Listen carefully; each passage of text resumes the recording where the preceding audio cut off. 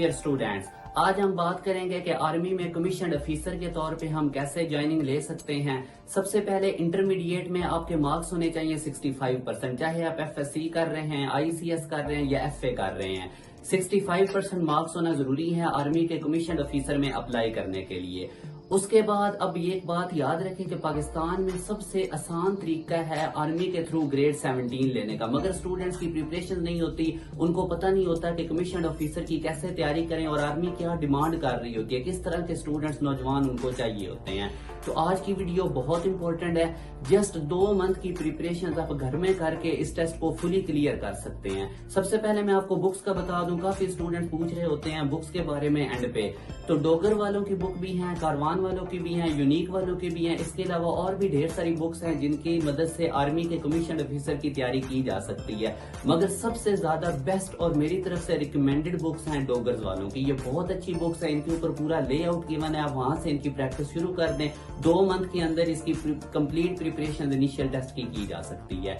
अब मैं आप लोगों को टेस्ट के बारे में बताता हूं। सबसे पहले होता है इनिशियल टेस्ट। एक चीज याद रखें कि आर्मी के जो टेस्ट डिजाइन किया जाता है इनिशियल टेस्ट, इसका कुछ बैकग्राउंड आप ऐसे समझे कि किसी जगह जंग हो रही है और आप लोग उस जंग के अंदर हैं, आपने अपने नौजवानों को भी बचाना है उस जंग से और आप लोगों ने अपना असला भी कम से कम यूज करना है। तो क्विक डिसीजन करने होते हैं, सही और क्विक डिसीजन। तो इसी चीज को सामने रखते हुए आप लोगों के इंटेलिजेंस, आपके इनिशियल टेस्ट के क्वेश्चंस बनाए जाते हैं कि आप उस 90 एमसीक्यूज होंगे और 25 to 30 मिनट्स के अंदर आप लोगों ने स्टेटमेंट पढ़ के तो ट्रू एग्जैक्ट आंसर को टिक करना होता है। तो इनिशियल टेस्ट की अगर मैं बात करूं तो सबसे पहले आता है इंटेलिजेंस टेस्ट। अब इसमें किस तरह के क्वेश्चंस होते हैं, मैं आपको एक कॉमन सी एग्जांपल दे देता हूं कि अगर हमारे पास जो ए है वो फादर है बी का और बी आगे सिस्टर है सी का, तो ए और सी का क्या रिलेशन होगा। तो इस तरह करके आप लोगों के पास 90 एमसीक्यूज होंगे जो कि आप लोगों ने 25 to 30 मिनट्स में सॉल्व करने हैं।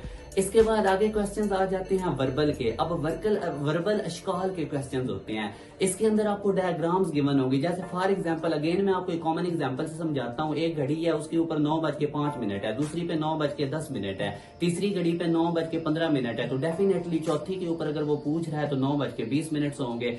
इसी तरह और इस रिलेटेड क्वेश्चंस होंगे। अगेन ये 90 एमसीक्यूज होंगे, आप लोगों ने 20 to 30 मिनट्स के अंदर ये सॉल्व करने हैं। तीसरी कैटेगरी होती है एकेडमिक टेस्ट की। ये जो कुछ आपने पढ़ा होता है उनमें से क्वेश्चंस होते हैं, जैसे पाक study, Islamic study, physics, chemistry, bio, इनके छोटे छोटे फार्मूला, छोटे छोटे क्वेश्चंस होंगे। अगेन ये 90 एमसीक्यूज होंगे, टाइम थोड़ा होगा और आप लोगों ने इनको क्विकली से स्टेटमेंट भी पढ़नी और आंसर भी एग्जैक्ट जज करना है। चौथे नंबर पे टाइप आ जाती है एप्टीट्यूड टेस्ट की, जिसको हम साइकोलॉजिकल असेसमेंट टेस्ट भी कहते हैं। इसके अंदर एक माहिर नफ्सियात होता है, वो मेल भी हो सकता है, फीमेल भी हो सकता है। अब उन्होंने आप लोगों से छोटे छोटे क्वेश्चन करने जिसमें आप लोगों की थिंकिंग को देखा जाता है कि पॉजिटिव है या नेगेटिव है। फॉर एग्जाम्पल एक माहिर नफ्सियात है, उसके पास एक गिलास का पानी है और वो आधा भरा हुआ है। एक स्टूडेंट से वो क्वेश्चन करता है, वो कहता है सर ये गिलास आधा खाली है, ये अब नेगेटिव सोच है, और दूसरा कहता है कि ये आधा भरा हुआ है तो ये पॉजिटिव सोच है। इस तरह से ये क्वेश्चंस होंगे। अगेन ये डोगर वालों की जो मैंने आपको बुक्स रिकमेंड की है, वहां से आप इनकी बहुत अच्छी तरह प्रिपरेशन कर सकते हैं और सिर्फ 2 मंथ के अंदर घर में बैठ के आप इनकी तैयारी कर सकते हैं।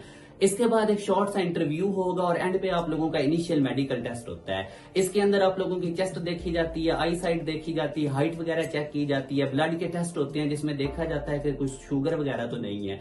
अब यहाँ पे मैं आपको 3 चीजें क्लियर करूं जिधर से स्टूडेंट्स अक्सर मार खा जाते हैं। एक होती है नी नॉकिंग। इसमें क्या होता है कि वो आपको बिल्कुल सीधा खड़ा करते हैं, पाँव को मिला देते हैं, तो जिनके घुटने आपस में जुड़ जाते हैं तो वो मेडिकली अनफिट होते हैं।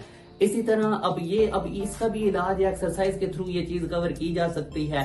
और एक चीज होती है कलर ब्लाइंड। कुछ स्टूडेंट्स होते हैं उनको अंधेरे के अंदर वो कलर में डिफ्रेंशिएट नहीं कर सकते, तो उनके पास एक बुकलेट होती है, उसके पेजेस के ऊपर डिफरेंट कलर बिखरे होते हैं और उसके ऊपर फिर ब्लैक डॉट से आगे डिजिट्स या अल्फाबेट्स लिखे होते हैं। वो ब्लैक डॉट्स बड़े हल्के यानी आप ऐसे समझ ले ग्रेश कलर के होते हैं। तो अब जिसको कलर ब्लाइंड है, अब ये कलर ब्लाइंड 5% लोगों को होता है, 95% को नहीं होता, और जिनको होता है उनको सारी जिंदगी नहीं पता होता कि हमें कलर ब्लाइंड है। अब जब वो उस बुक से काउंटिंग पढ़ने के लिए कहते हैं तो जिसको तो वो कलर ब्लाइंड का मसला नहीं, वो फटाफट पढ़ता जाएगा, और जिसको वो प्रॉब्लम है उसे समझ ही नहीं आएगी, वो कहेगा सर अगला पेज करें, अगले पेज पे वो फिर देखेगा, इस तरह उसे समझ नहीं आ रही होगी, वो कहेगा ये कलर बिखरे हुए हैं, लिखा हुआ ऐसे है, तो वो अगले बंदे को पता चल जाता है कि इसको कलर ब्लाइंड का प्रॉब्लम है। तीसरा पॉइंट स्टूडेंट्स के फ्लॉप होने का मेडिकल में क्या है कि इस तरह कर्व पाँव होने चाहिए नेचुरली। कुछ स्टूडेंट्स होते हैं या कुछ बच्चे ऐसे होते हैं कि उनके फ्लैट होने चाहिए नेचुरली। कुछ स्टूडेंट्स होते हैं या कुछ बच्चे ऐसे होते हैं कि उनके फ्लैट पाँव होते हैं।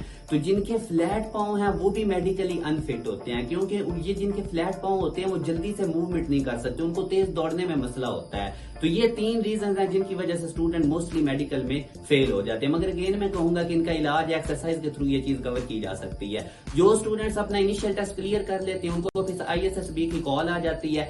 ISSB क्या है? ये इंटर सर्विसेज सिलेक्शन बोर्ड है जिसको हेड लेफ्टिनेंट कर्नल करता है। उसके नीचे 2 मेजर होते हैं, 2 कैप्टन होते हैं और जो 2 जूनियर कमीशन ऑफिसर होते हैं, जो आप ऐसे समझ लें कि सूबेदार से मेजर तक जाते हैं कांस्टेबल से लेके। अब इसके बाद क्या होता है, ISSB के अंदर आप लोगों को 4 डेज के अंदर डिफरेंट टेस्ट होते हैं, जिसकी डिटेल में आप लोगों को आने वाले चंद दिनों में वीडियो में बताऊंगा ISSB के अंदर किस तरह के क्वेश्चन होते हैं।